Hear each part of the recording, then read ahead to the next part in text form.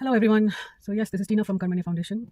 I am here to give you an update on Foxy, who was found in a terrible condition on the 9th of December in the morning around, I think, 11:30 was when she was reported to me.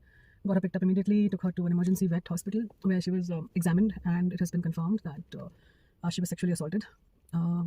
She had bruises around her vagina, and yeah, it's a bit overwhelming to deal with something like this, but just because it's overwhelming, I don't want to let it go.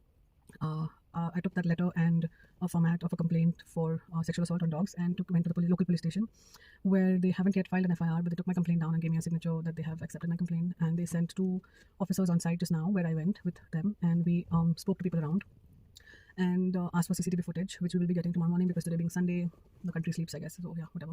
So we'll get the CCTV footage tomorrow morning and we'll know better.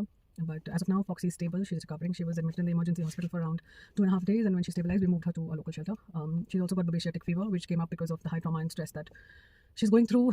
Most of our indies on the streets do have underlying tick fever, which keeps coming up, on and off as the immunity drops. So in this case, that's what the vet says, that it has come up because of the trauma that she's been through. She was vomiting fresh blood, which the doctor feels that something has been inserted, and because of that trauma, she was vomiting fresh blood. But yeah, this is the state of affairs in our country. I was at the police station the other day for about 5 hours, 4.5 hours, and I ended up crying in frustration because, I was like, if we don't feel safe at a police station and we're coming here to ask for help and we're not helped here, what is the future of any of our babies, or us for that matter, right? And one of the officers saw me crying. I was not making a noise. I didn't throw tantrums. I was sitting crying in one corner, waiting for him to come. And one of them saw me crying and came and asked me what happened, and I kind of burst out crying even more. Again, not making a scene and not on purpose, but he kind of got a little, I don't know about worried maybe, and he called me in, and that's when my complaint was taken.